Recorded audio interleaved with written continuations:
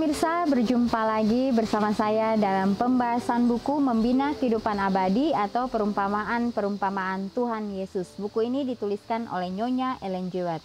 Buku ini memberikan kepada kita suatu kegembiraan surga dimulai di dalam keluarga ketika para orang tua beriman menuntun langkah anggota keluarga dalam keteraturan dan berdisiplin baik.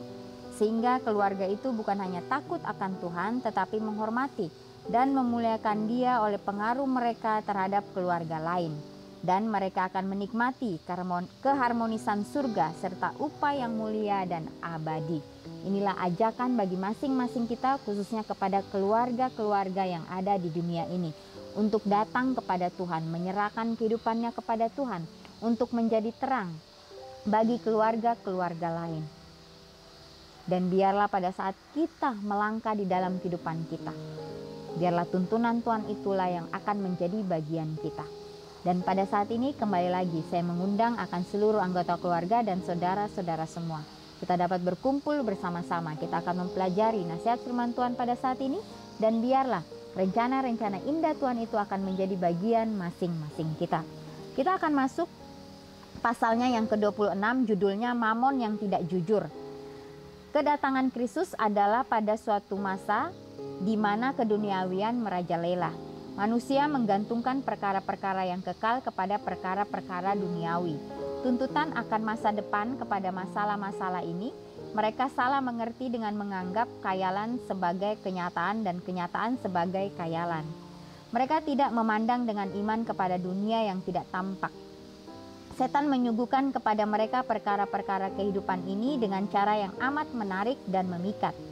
Dan mereka takluk pada goda-godaannya. Kristus datang untuk mengubah perkara-perkara ini. Ia berusaha memutuskan ikatan yang olehnya manusia telah terpikat dan dijerat. Dalam ajarannya ia berusaha menyesuaikan tuntutan surga dan bumi untuk mengalihkan pikiran manusia dari masa kini ke masa depan. Dari usaha mereka mengajar perkara-perkara masa kini, ia mengajak mereka untuk mengadakan persiapan bagi masa yang kekal. Dengan adanya kemungkinan dia akan dipecat, bendahara itu melihat 3 jalan yang terbuka baginya untuk dipilih. Ia harus bekerja keras, mengemis, atau mati kelaparan. Lalu ia berkata kepada dirinya sendiri, apakah yang harus aku perbuat? Tuanku memecat aku dari jabatanku sebagai bendahara. Di sini ada seorang kaya ya, yang mempunyai seorang bendahara, dan bendahara ini dipecat. Dan kemudian bendahara ini dia pergi mencari pekerjaan yang lain. Dia mencangkul, dia pun mengemis. Ya, aku tahu apa yang akan aku perbuat supaya apabila aku dipecat dari jabatanku sebagai bendahara, ada orang yang akan menampung aku di rumah mereka. Lalu ia memanggil seorang demi seorang yang berutang kepada tuannya. Katanya kepada yang pertama, berapakah utangmu kepada tuanku? Jawab orang itu, 100 tempayan minyak. Lalu katanya kepada orang itu, inilah surat utangmu, duduklah dan buat surat lain sekarang juga. 50 tempayan. Kemudian ia berkata kepada yang kedua, dan berapakah utangmu? Jawab orang itu, 100 pikul gandum. Katanya kepada orang itu, inilah surat utangmu, buatlah surat utang lain 80 pikul. Bendahara yang tidak setia ini membuat orang lain ikut bersalah dalam penyelewengan itu. Ya, ia menipu tuannya untuk memberi keuntungan bagi mereka, dan dengan jalan menerima keuntungan ini mereka menempatkan dirinya di bawah kewajiban untuk menerima dia sebagai seorang sahabat di dalam rumah mereka. Lalu tuan itu memuji bendahara itu yang tidak jujur karena ia telah bertindak dengan cerdik. Orang dunia memuji keilahian orang yang telah menipu dia, ya, tetapi pujian orang kaya itu bukanlah pujian Tuhan. Kristus tidak memuji bendahara yang tidak jujur itu, tetapi ia menggunakan suatu peristiwa yang lazim untuk menggambarkan pelajaran yang dikendakinya untuk mengajar. Ikatlah persahabatan dengan menggunakan mamon yang tidak jujur, katanya, supaya jika mamon itu tidak dapat menolong lagi, kamu diterima di dalam kemah abadi. Ya, juru selamat telah dikritik oleh orang Farisi karena bergaul dengan pemungut cukai dan orang-orang berdosa. Tetapi perhatiannya kepada mereka tidak berkurang. Usaha-usahanya bagi mereka pun tidak berhenti. Ia melihat bahwa pekerjaan mereka membawa mereka ke dalam pencobaan. Mereka dikelilingi oleh godaan-godaan yang jahat. Namun demikian perumpamaan itu dituturkan langsung kepada murid-murid. Bagi mereka mula-mula ragi kebenaran diberikan dan melalui mereka disampaikan kepada orang lain. Banyak pengajaran Kristus mula-mula tidak dipahami oleh murid-murid dan kerap kali pengajaran-pengajarannya tampak hampir dilupakan. Tetapi di bawah pengaruh Roh Kudus, kebenaran-kebenaran ini kemudian dihidupkan kembali dengan terang dan melalui murid-murid, kebenaran itu dibawa dengan jelas di hadapan orang-orang yang baru bertobat yang ditambahkan kepada jemaat. Jadi juru selamat berbicara juga kepada orang Farisi. Ia tidak memadamkan harapan bahwa mereka akan mengerti dengan perkataannya. Banyak yang telah menunjukkan penyesalan yang mendalam dan bila mereka mendengar kebenaran itu, di bawah bimbingan Roh Kudus, tidak sedikit orang akan percaya kepada Kristus. Jadi orang Farisi telah mencoba membawa Kristus ke dalam nama yang buruk oleh menuduh dia bergaul dengan pemungut cukai dan orang berdosa. Sekarang ia mengalihkan teguran kepada para pendakwa itu. Peristiwa yang sudah terkenal yang terjadi di antara pemungut cukai diangkatnya tinggi di hadapan orang Farisi, baik sebagai gambaran tentang tindak tanduk mereka, maupun sebagai hal yang menunjukkan satu-satunya cara di mana mereka dapat menembus kesalahan-kesalahan mereka. Jadi hamba dalam perumpamaan ini tidak mengadakan persiapan untuk masa depan. Barang-barang yang dipercayakan kepadanya untuk kepentingan orang lain telah digunakannya bagi dirinya sendiri. Tetapi ini hanya memikirkan masa kini saja. Bila pekerjaannya dicabut daripadanya, ia tidak mempunyai apa-apa sebagai miliknya sendiri. Tetapi barang-barang tuannya masih berada dalam tangannya dan ia memutuskan untuk menggunakannya untuk menjamin dirinya dari kekurangan di masa depan. Jadi setelah menceritakan perumpamaan ini, Kristus berkata, anak-anak dunia ini lebih cerdik terhadap sesamanya daripada anak-anak terang, yaitu orang dunia yang cerdik menunjukkan lebih banyak kepandaian serta kesungguh-sungguhan dalam melayani diri mereka sendiri daripada orang yang mengaku anak-anak Tuhan dalam pelayanan mereka kepadanya. Demikianlah keadaan pada zaman Kristus, demikian pula lah keadaan sekarang. Tengoklah kehidupan banyak orang yang mengaku umat Tuhan. Tuhan telah menganugerahkan kepada mereka kemampuan, kuasa, dan pengaruh. Semua pemberiannya harus digunakan untuk membahagiakan manusia, untuk meringankan penderitaan orang yang susah. Kita harus memberi makan orang yang lapar, memberi pakaian kepada orang yang telanjang, merawat perempuan janda dan piatu, melayani orang yang berduka dan hancur hati. Tuhan tidak pernah bermaksud agar kesengsaraan terbesar luas di dunia. Ia tidak pernah bermaksud agar satu orang memperoleh kelimpahan yang luar biasa dalam kemewahan hidup, sedang anak-anak orang lain harus menangis untuk memperoleh roti. Pendapatan yang berkelimpahan melebihi keperluan hidup yang sebenarnya. Dipercayakan kepada manusia untuk berbuat kebajikan untuk memberkati umat manusia. Tuhan berkata, jualah segala milikmu dan berikanlah sedekah. Hendaklah kamu suka memberi dan membagi. Apabila engkau mengadakan perjamuan, undanglah orang-orang miskin, orang-orang cacat, orang-orang lumpuh, dan orang-orang buta, membuka belenggu-belenggu kelaliman dan melepaskan tali-tali kuk, memerdekakan orang yang teraniaya, mematahkan setiap kuk, memecah-mecah rotimu bagi orang yang lapar, dan membawa ke rumahmu orang miskin yang tak punya rumah. Dan apabila engkau melihat orang yang telanjang, supaya engkau memberi dia pakaian, memuaskan hati orang yang tertindas. Pergilah ke seluruh dunia, beritakanlah Injil kepada segala makhluk. Ini adalah perintah Tuhan. Apakah sebagian besar dari orang yang mengaku umat Tuhan melakukan usaha ini? Manusia bersalah karena merampok Tuhan. Cara penggunaan harta yang mementingkan diri, merampas Tuhan dari kemuliaan yang harus dipantulkan kepada Dia dalam meringankan kesengsaraan manusia dan keselamatan jiwa-jiwa. Mereka yang menggelapkan barang-barangnya yang telah dipercayakannya, Tuhan bersabda, aku akan mendekati kamu untuk menghakimi dan akan segera menjadi saksi terhadapmu.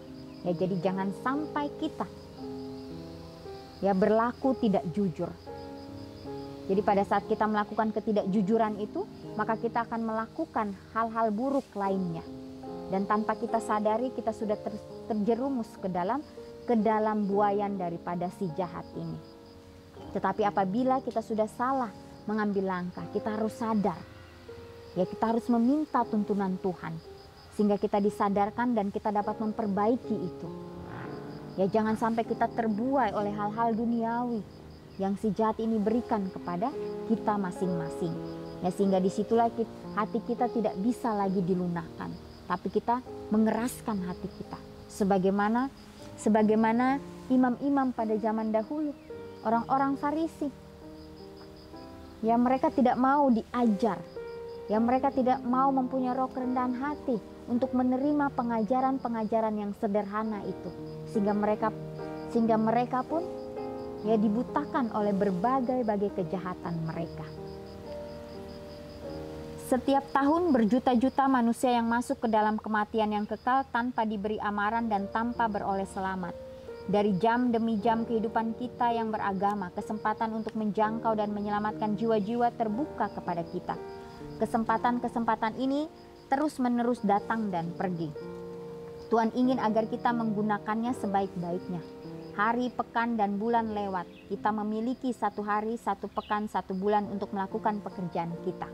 Paling lama beberapa tahun lagi dan suara yang tidak dapat kita tolak akan terdengar berkata, berikanlah pertanggungjawaban atas jabatanmu. Ya, jadi setiap pekerjaan yang kita lakukan di atas dunia ini, kita harus pertanggungjawabkan itu pada akhirnya kepada Tuhan. Ya, jadi kita harus berhati-hati di dalam setiap tingkah laku kita, di dalam setiap apapun yang Tuhan sudah berikan kepada kita. Apakah kita benar-benar sudah bertanggung jawab dengan semuanya itu? Ya. Setiap orang akan dituntut supaya menyerahkan pemberian yang telah dipercayakan kepadanya.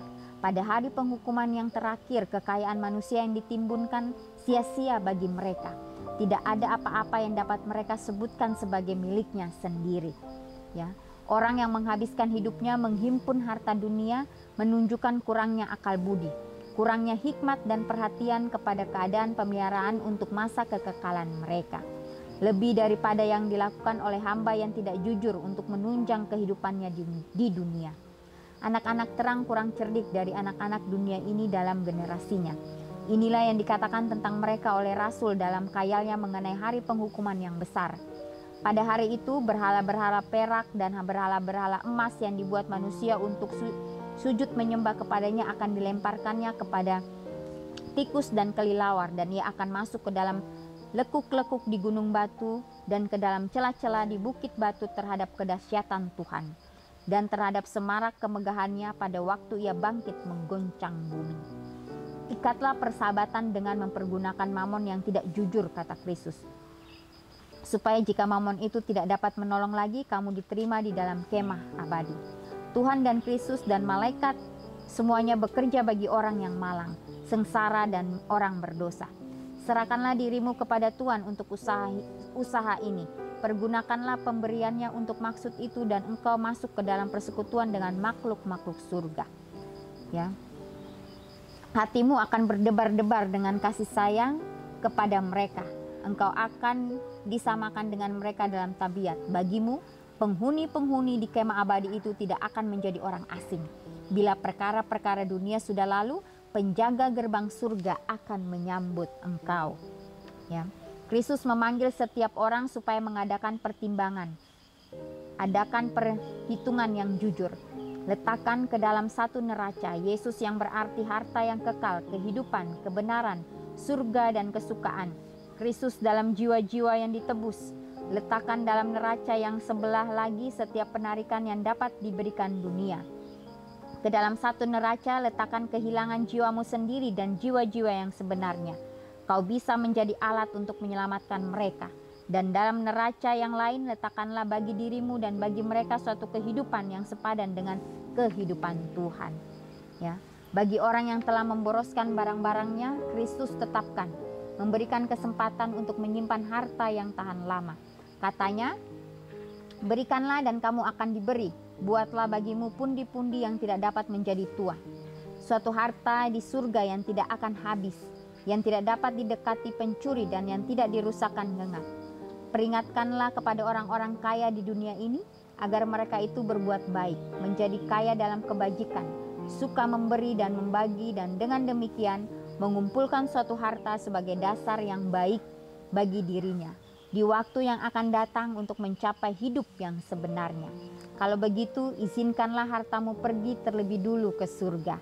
Simpanlah hartamu di sisi takhta Tuhan. Pastikanlah mengenai hakmu atas kekayaan Kristus yang tidak terpermadai. Ingat, ikatlah persahabatan dengan mempergunakan mamon yang tidak jujur. Ya, supaya jika mamon itu tidak dapat menolong lagi, kamu diterima di dalam kemah abadi.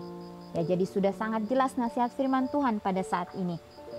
Bila mana kita mau mempunyai kehidupan yang abadi, tentunya kita harus mengumpulkan harta kita di surga.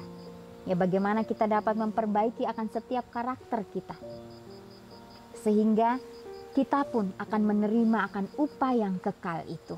Biarlah pelajaran ini dapat menolong masing-masing kita untuk kita dapat menyadari bahwa kehidupan kita di dunia ini hanya sementara. Biarlah kesempatan-kesempatan yang masih Tuhan berikan kepada kita pergunakan dengan sebaik-baiknya. Inilah nasihat firman Tuhan pada saat ini. Kita akan berjumpa lagi di kesempatan yang berikutnya dan Tuhan memberkati.